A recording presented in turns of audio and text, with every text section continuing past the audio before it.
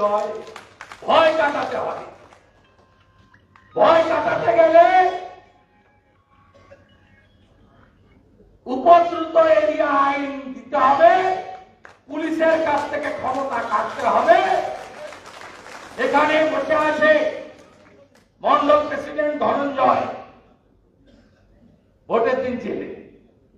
এখানে বসে আছে গৌতম গুরু, ময়নার কনভেনার, বাড়ি ঘিরে রেখেছে পুলিশ, গৌতম ঘর ছাড়া।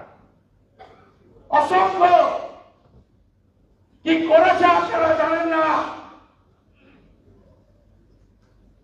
কি করেছে ভোটের আগে 23 তারিখ রাত্রে আর 24 তারিখে, আপনারা ভাবার বাইরে।